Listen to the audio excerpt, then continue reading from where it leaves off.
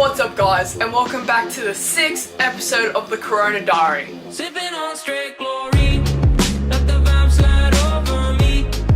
This beat is a chemical. Beat is a chemical.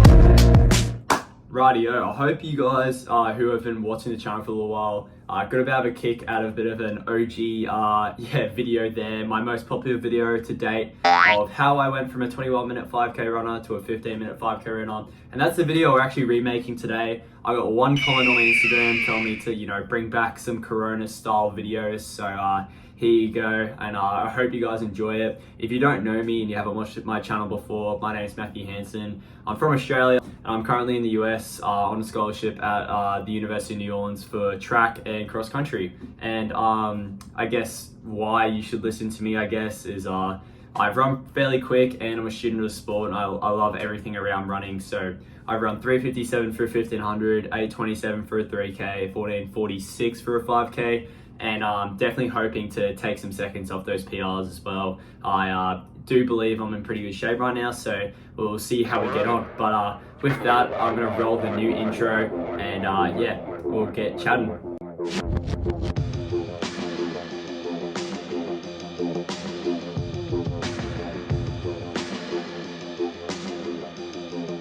Sipping on straight chlorine, let the vibe slide over me.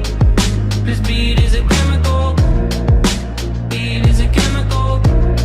When I leave, don't save my seat. I'll be back when it's all complete. The moment is Morning, brothers, and welcome back to the Matt Hansen exclusive. sipping on straight chlorine. Do you come from a land down under? Rightio, so I guess the first thing I'm going to talk about here, one of the reasons I think I improved to where I'm at now is mileage. I guess for a bit of background, I'm 18 years old right now. I've been recording mileage on Strava since September 2018. Shameless plug, go and follow me on Strava, link in the description.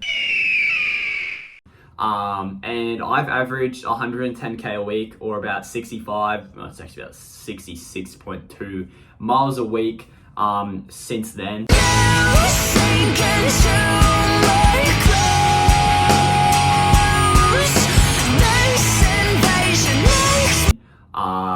So that's a lot of miles over a lot of years. That's about 81 and a half days of running, so almost 3 months of running over that period. And I did this because, as I was saying in the intro, I'm a student of the sport and I know the benefits. There's obvious improvements to your aerobic capacity and your endurance. It improves running economy, it increases your fatigue resistance, it strengthens all your muscles, ligaments, tendons, and I also believe your mind as well. Your mind's very important for the sport. And there's obvious anecdotal and it's pretty obvious, like 90% at least of professional distance runners run high mileage, and I'm talking above 90 miles a week. Even the 8:15 guys during winter, they might be running up to 80, 90 miles a week, sometimes more, especially if you kind of like an Arthur Lydiard base athlete back in the day. Peter Snell used to be doing more than 100 miles a week consistently throughout the season. Just to kind of prove my point a bit about mileage, so this is an 800-meter race on the grass. So we're on a grass track here. Peter Snell in our front, bloke could split 51. So he's got a pacemaker to 400, 51. We're bin chilling. Come around. Now watch this. This bloke's just pumping his arms, absolute menace to society. This bloke bloody runs, I tell you what, 144 on the grass. It's still the New Zealand record to today, 1962. Mileage works, no doubt, even for the 800. Obviously, the mileage is going to ebb and flow through races and trying to become more race specific, that kind of stuff. But it works, and I doubt anyone who's super competitive on the start line for a 5k or a 10k at World Champs or Olympics hasn't put in a lot of miles. They're also professional athletes, which is one thing you have to consider. They live and breathe mileage running. They get to do all the 1%ers, which is one of the things we're going to talk about soon. But there is a lot of cons to mileage. You can look at myself as a really good example. I did too much mileage when I was young. I think I'm talking more about when you're younger than probably 17. It's probably not the smartest thing to do. I have a really big Reddit article about me. I'm going to put it right here, also link it in the description. talking about like the possible cons of doing high mileage when you're younger. There has been people who have put it off. Alberto Salazar is a big one. When he was back in the 80s and 70s in high school, he was doing high mileage. There's a few other cases as well, but probably wouldn't recommend it, especially what it did to me. As I was speaking about before, about, you know, being anemic, overtrained, not racing well. I never got injured though.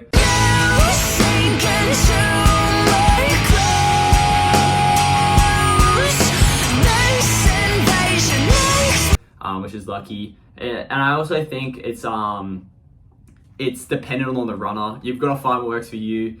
I said I've averaged 110k a week since 2018, and I'm actually only doing about 110 to 120k a week now, or about 70 to 75 miles a week. So I found what works for me, and I'm improving off that. So it's got to be really dialed in. It can take a lot of trial and error, but I guess my advice is, if you have a coach, definitely listen to him or her, and just really dial in on everything else you can do.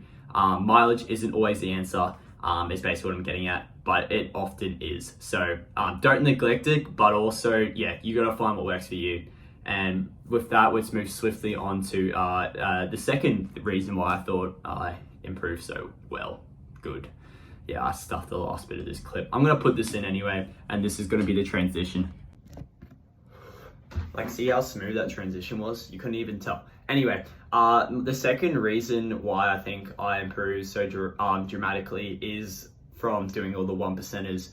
Do you come from a land down under? As I was saying before, mileage can't be everything. Obviously, the most efficient way to get better at running is by running, but there's other things you can do, which is why they're called the 1%ers, that can really, you know, improve your running. I almost like thinking of it as like legal doping, and if you're not doing it, yeah, you're just not going to reap the benefits from it.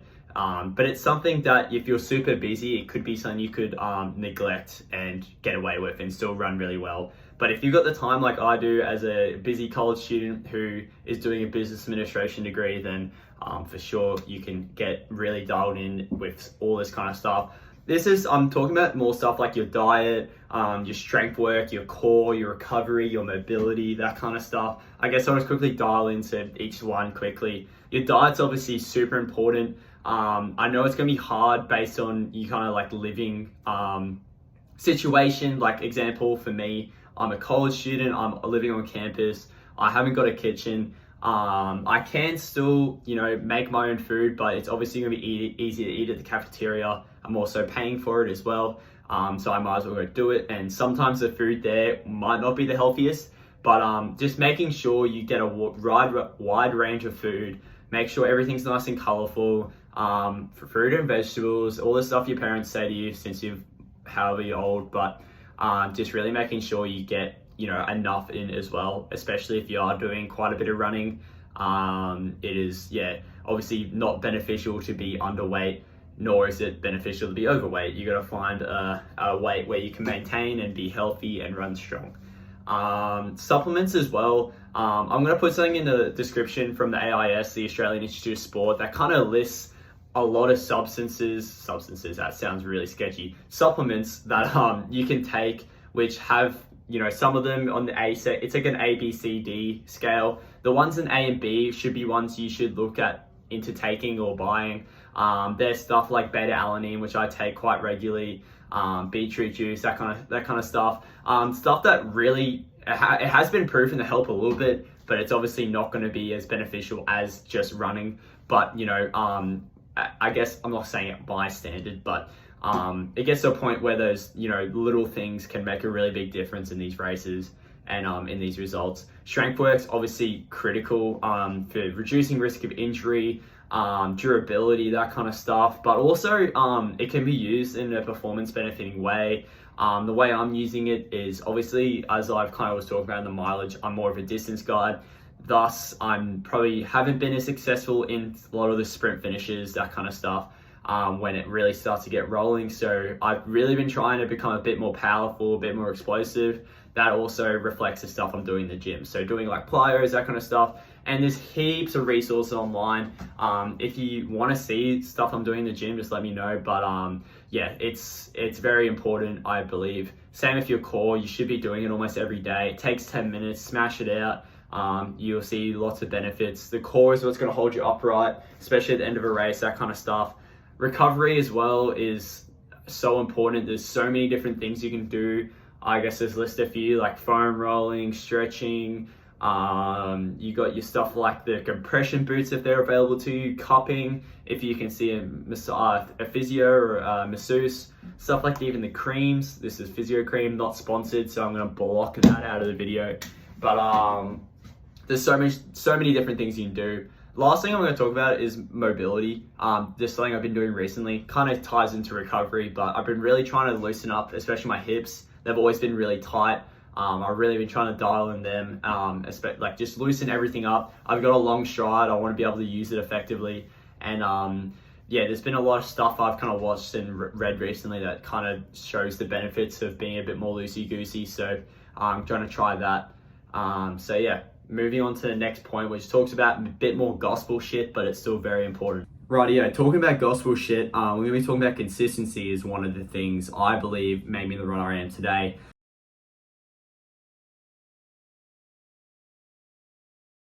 This is pretty obvious. If you're not consistent, you're not going to be good at running. Full stop, quote that. And I'm not just talking about for weeks, months, years. It's tech up to decades. Renato Canova, an Italian coach in Kenya. Well, he's actually all around the spot. Rightio, I thought as post-production Mahanto here, I'd quickly add a few points to Renato Canova, give him a little bit more justice. He is a very successful coach, obviously. Working in Kenya, he once had the marathon world record holder, he had the world champion, he also had one of the fastest half marathoners in history on the women's side, a bunch of 203 marathoners, a bunch of 219 women marathoners, whatever. He also was the first person to really introduce specific endurance training, so longer marathon workouts for the marathon, basically just being a bit more specific at running a lot more distance at marathon pace, whatever. So yeah, he is kind of like the Arthur Lydiard of our time almost, especially in the early 2000s and for the marathon. And he said something like, it takes someone at least 3 to 5 years to reap major benefits from their training. So the stuff you're doing today, you might not benefit for ages. And you've really just got to build layers and layers. And I guess just thinking you're probably going to run your fastest after at least 10 years of good training. I'm talking about, I started when I was 14, 15. I'm not going to be running PRs. My PRs I might have until the end of my career, especially in the middle distance stuff, until I'm at least 25, 26. And then the marathon, you can even you might PR when you're 40. There's been Australian distance runners who have, Sinead Diver ran 2:21 for the marathon and ran the Australian record when she was 44. Consistency is the most important thing, and that's where you're going to reap the most benefits from. And that's kind of what gets me through a lot of training is I might not run that well this year. I might not run massive PRs every single time I race or every single time, every single year, whatever. But, after however many years, I hopefully will run PRs that can easily be very proud of. So that's consistency. Let's move on to my last major point here. Rightio, so my last point really ties in nicely with consistency to end the video. And a bit more gospel shit here, so nothing really actually that proven, but I just really believe you've got to love the sport. I cup, drink the cyanide up, dope as fuck, so I would really shoot a group of guys. That's something I really, really do. I really love the sport. I'm always watching running, I'm always reading running, I'm always, trying to look at new research that comes out about running, whatever. I think there's a lot of people who are really good at running that don't really love it, and they're running really well, and they could be running really well now, but that longevity, that consistency I was talking about, to be in the sport for, years and years on end, sometimes without improving much year on year. Running isn't a linear sport, which I think can throw a lot of people. It's not stuff I think gym's a really good example of that. That's really popular right now, especially with, people my age, and it really does follow a very linear kind of progression, which you can see the changes in your body, you can see the changes in the weight as they go up. It's often very linear. Running isn't like that. it ebbs and flows, and I've experienced that myself. And I really do believe if I didn't love the sport, I wouldn't be doing it.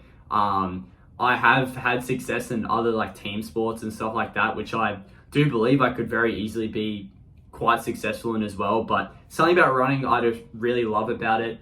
I don't know if it's just because runners are kind of weird. Maybe I'm kind of weird, but I really just enjoy running, and I'm always going to do it no matter if I'm competitive or not.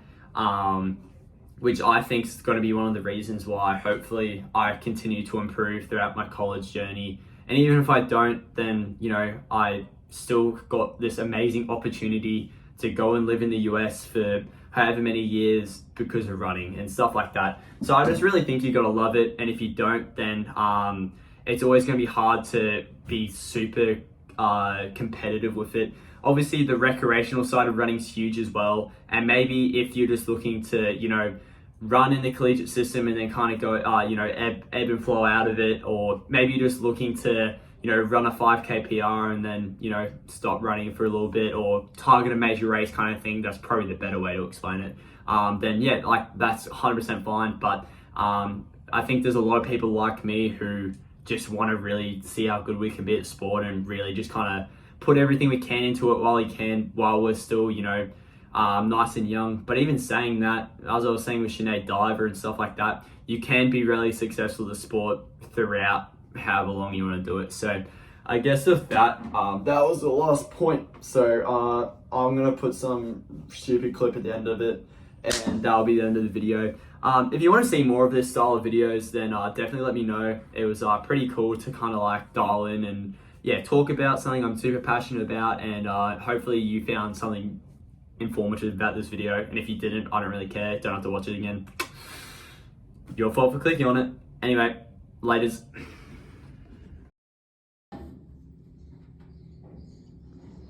It's a bit